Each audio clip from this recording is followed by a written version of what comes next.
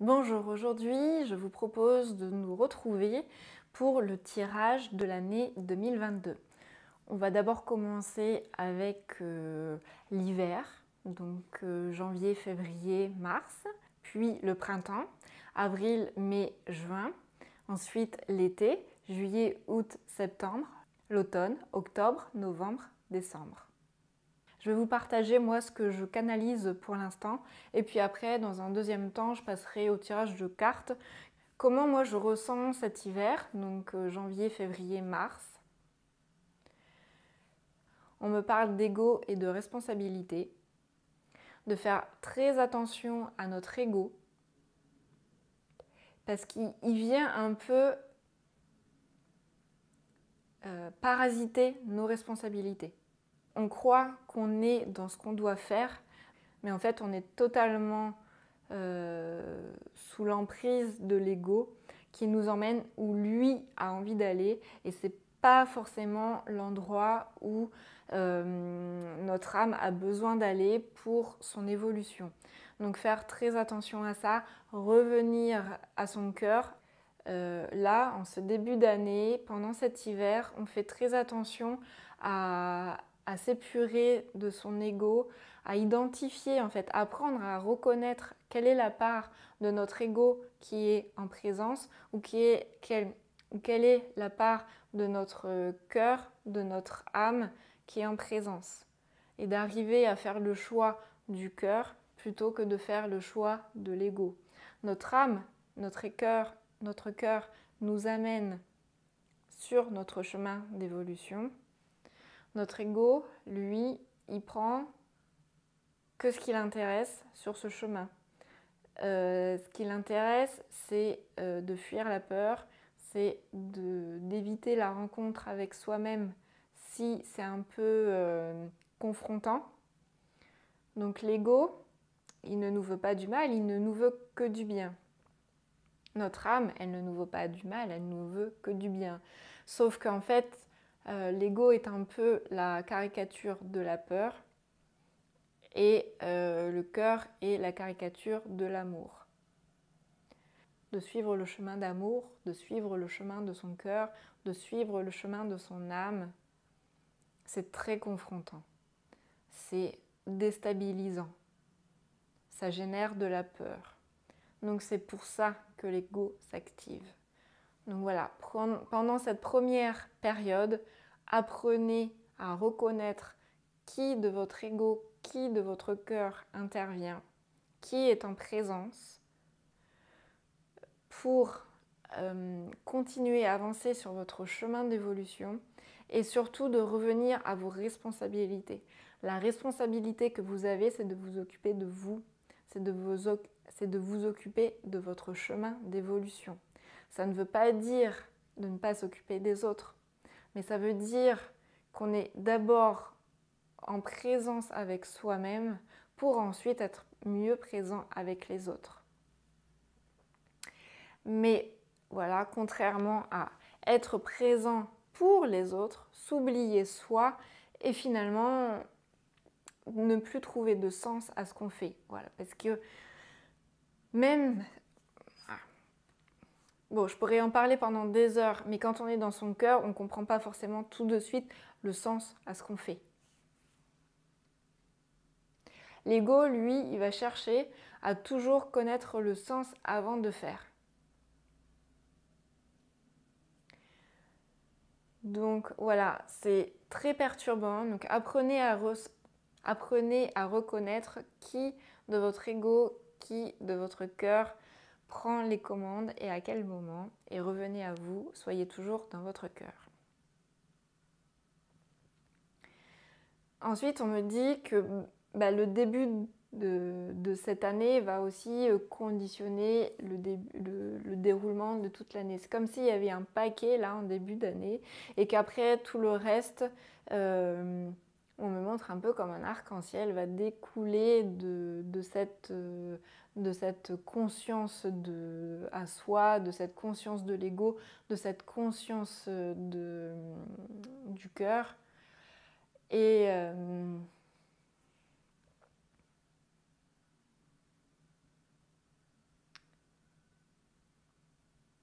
Et qu'en fait, tout ce qu'on va décider là en début d'année, du coup, va influencer sur ce qu'on va faire durant durant les 3 autres parties de l'année. D'où l'importance de bien prendre le temps en ce début d'année. Même si vous n'aviez pas prévu ce temps-là pour l'instant, mais prenez-le, revoyez un peu vos priorités, parce que finalement, le temps que vous pensez perdre maintenant, c'est du temps de gagner pour la suite. C'est du temps de gagner pour le restant de l'année. Donc il vaut mieux passer 3 mois, une partie des 3 mois, à se poser, à identifier quelles sont les parties en présence, pour savoir intervenir, pour savoir laisser passer, laisser parler, laisser s'exprimer le bon interlocuteur, l'ego ou le cœur, durant tout le reste de l'année, parce que ça va nous faire gagner du temps. En fait, ça va nous permettre d'orienter notre année. Et si on arrive en fin 2022 et qu'on s'aperçoit que finalement on a fait que des choses qui n'étaient pas importantes, qui n'étaient pas prioritaires, il va falloir tout réajuster en 2023. Que si en ce début 2022, on arrive à faire un peu cet état des lieux, à arriver à se connaître un peu mieux soi-même, l'année 2022 va être dense, challengeante, mais on va réussir ces challenges. Et 2023 sera la continuité de ça et ne sera pas un réajustement de tout ça. On va voir maintenant ce que nous disent les cartes. Donc je propose de passer à la première carte pour la période janvier, février, mars. J'ai choisi le jeu Prendre son envol. Et on va voir la carte qui sort.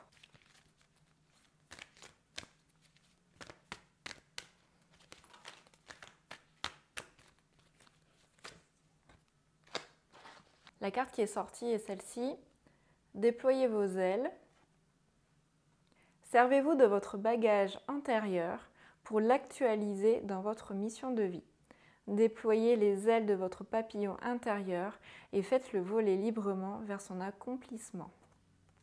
Je vous montre la carte. Donc prenez le temps de voir ce que dit cette carte pour vous, comment elle résonne pour vous, à la fois le dessin, à la fois le texte. Et qu'est-ce qu'elle dit pour moi cette carte ?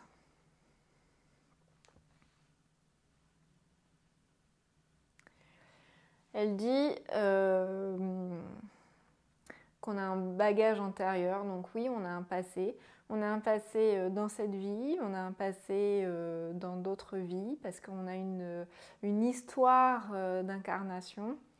Et le but de notre incarnation est de faire évoluer notre âme. Donc là, on nous demande de nous appuyer on nous demande de nous appuyer sur nos expériences. On n'est pas obligé de connaître ces vies antérieures pour connaître notre expérience. On a déjà beaucoup de matière dans cette vie-là. Donc appuyez-vous sur tout votre passé, non pas pour ressasser, non pas pour ruminer, non pas pour vous apitoyer sur vous-même, mais pour voir quels sont les cadeaux qui se cachent derrière ces expériences de vie. On parle plutôt d'expériences de vie difficiles. Quelles sont les expériences, quels sont les cadeaux qui se passent, quels sont les cadeaux qui se cachent derrière toutes ces expériences de vie que vous avez déjà vécues. Appuyez-vous sur ces cadeaux pour aller vers votre mission d'âme, pour continuer sur votre chemin de vie, pour continuer sur votre chemin d'incarnation.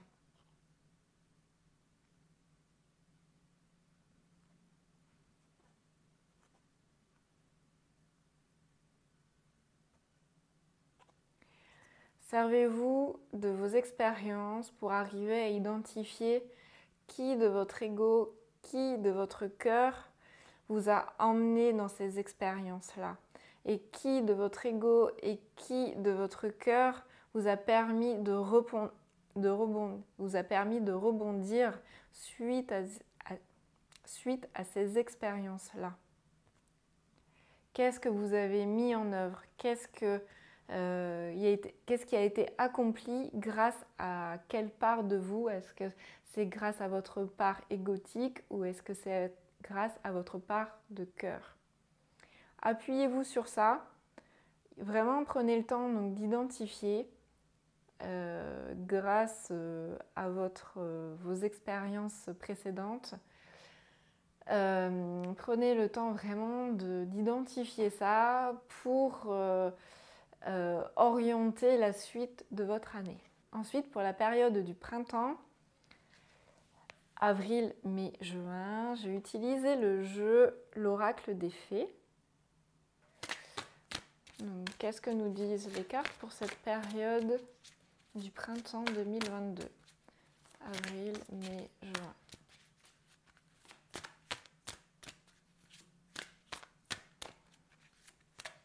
La carte qui est sortie, c'est une carte qui dit « Demandez ce que vous voulez ». Faites savoir à l'univers et aux autres ce dont vous avez besoin. Je vous montre cette carte.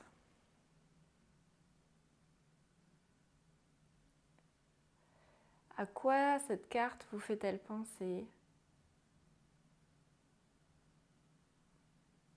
Qu'est-ce qu'elle vient dire pour vous?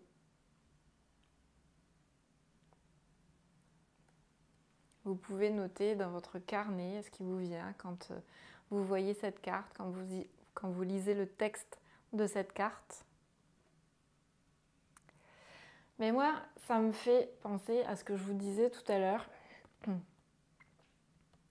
qu'on revient à soi, qu'on est là pour soi et qu'on n'est pas là pour les autres. On sait identifier ce qui vient de notre cœur, on vient identifier, donc là on est au printemps, donc on a passé du temps durant l'hiver à identifier notre part ego, notre part cœur. Donc on arrive au printemps, on connaît nos fonctionnements et on arrive à laisser de côté notre ego pour venir dans notre cœur. Et quand on arrive à venir dans notre cœur, on arrive à écouter nos besoins. On sait écouter nos envies. Et une fois qu'on sait les écouter, on les entend et on les communique. On les communique à nous-mêmes, on les communique à notre entourage, on les communique à l'univers. On s'ouvre sur nos besoins, sur nos envies. On exprime vraiment ce qui nous fait vibrer, haut et ce qui nous permet de rester sur notre chemin d'évolution, sur notre chemin d'âme. Je vous remontre la carte. Et moi j'aime beaucoup cette image de cet enfant qui est posé. Il est posé sur la terre, il est ancré. Et il est avec une fleur, mais cette fleur, c'est son souhait, avec lui-même. Qu'est-ce qu'il souhaite? Qu'est-ce qu'il envoie à l'univers? Vous pouvez aussi prendre ces petites fleurs et souffler dessus et imaginer que chaque petit pétale qui s'envole contient un de vos souhaits, une de vos envies, un de vos besoins et qu'il va forcément atterrir quelque part et il va atterrir au bon endroit avec les bonnes informations et que vous allez recevoir l'énergie dont vous avez besoin en retour. Ensuite, on passe à la période de l'été, juillet, août, septembre. J'ai choisi le jeu Guérir avec les anges. Alors, quelle est la carte qui va sortir pour l'été ?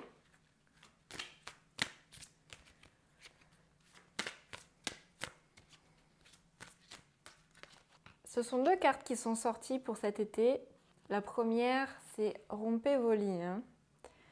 Demandez à l'archange Michael de faire disparaître tout attachement de peur découlant d'anciennes relations afin de vous libérer des schémas destructeurs. Je vous montre la carte.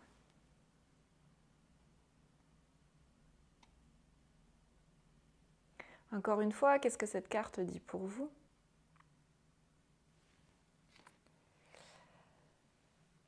Et la deuxième carte,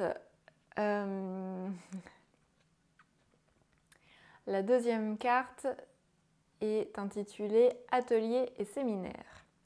Soigner et donner des conférences sont parmi les buts de votre chemin spirituel. Tenez-vous prêt à apprendre et à enseigner. Je vous montre la carte. Une magnifique carte d'ouverture. Moi, elle me fait beaucoup de bien cette carte, je l'adore. Je la trouve vraiment très belle et très puissante. Qu'est-ce que ces cartes viennent dire? Pour moi, les cartes là, ce qu'elles viennent dire, c'est... encore une fois, on a appris à reconnaître notre part d'ego, notre part d'amour. Au printemps, on a été se connecter à nos besoins, à nos envies.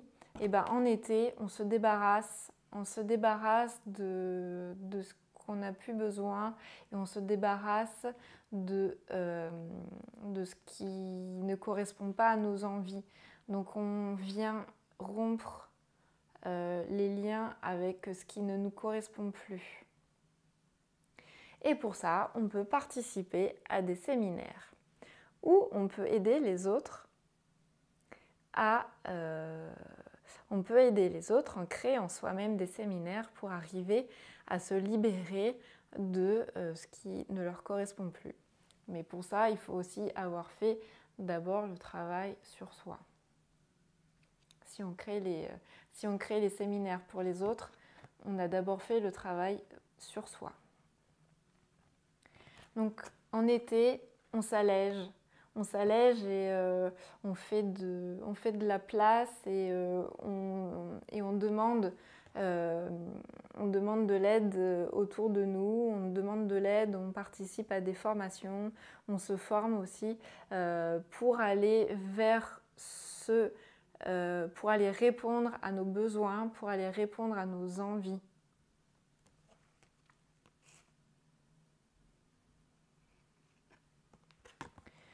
Pour ceux qui sont dans un chemin spirituel, pour ceux qui sont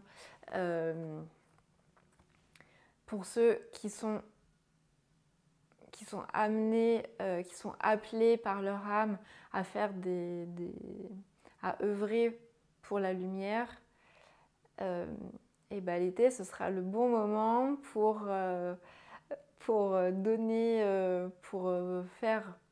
l'été sera le bon moment pour faire voir le jour à vos ateliers, pour faire vos conférences. Alors ça me fait sourire parce que je reçois le message directement pour moi également. Merci les cartes. En tout cas, prenez soin de vos liens et entourez-vous des personnes qui vous inspirent et des personnes qui vous font avancer vers votre âme, sur votre chemin d'incarnation. Donc en été, on s'entoure, on se débarrasse de tout ce qui n'est plus utile et on s'entoure des bonnes personnes. On participe à des séminaires. Dans ces séminaires, dans ces formations, on va certainement rencontrer aussi d'autres personnes qui seront bénéfiques pour nous et qui ne seront pas toxiques. Donc comme on a fait de la place auparavant, on s'est libéré des liens toxiques, et bien il y a toute la place pour accueillir ces personnes avec des liens qui sont bénéfiques pour nous. Ensuite, on passe à l'énergie de l'automne, octobre, novembre et décembre. J'ai choisi le jeu de Marie, Reine des Anges.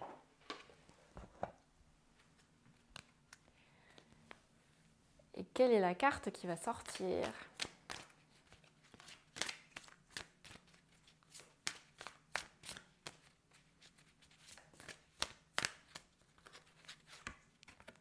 La carte qui est sortie, c'est la carte de la joie.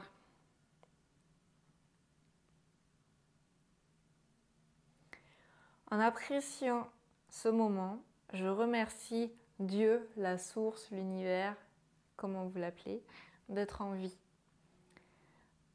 En appréciant ce moment, je remercie le plus grand que moi d'être en vie. Alors je vous montre la carte.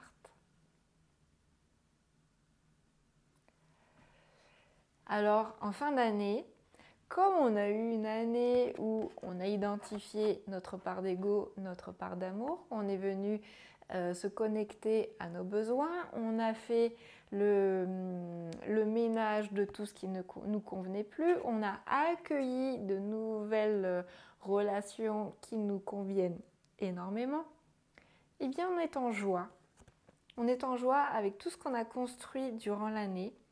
Il y a tous ces petits personnages qui sont toutes les parts de nous qui vont se réunir en un conseil, qui vont faire un conseil de nous-mêmes, un conseil de l'année, et pour venir faire le bilan. Et quel sera le bilan? Le bilan devrait être joyeux, le bilan sera joyeux, le bilan sera positif, car on aura mis tout ça en place durant cette année 2022. C'est aussi vivre une période d'automne dans la joie, d'aller chercher cette joie qui est à l'intérieur de nous, c'est d'aller chercher nos enfants intérieurs qui ont envie de s'amuser, qui ont envie de s'exprimer, qui ont envie d'avoir du rire, de la passion, des vibrations légères. Ça ne veut pas dire ne pas être sérieux, d'être léger, mais c'est prendre les choses avec légèreté, sérieux et légèreté, et aussi toujours aller voir le cadeau qui se cache derrière des expériences difficiles. Donc, dans cette fin d'année 2022, on est le cœur léger, on est en joie, on est animé par ces vibrations joyeuses. Et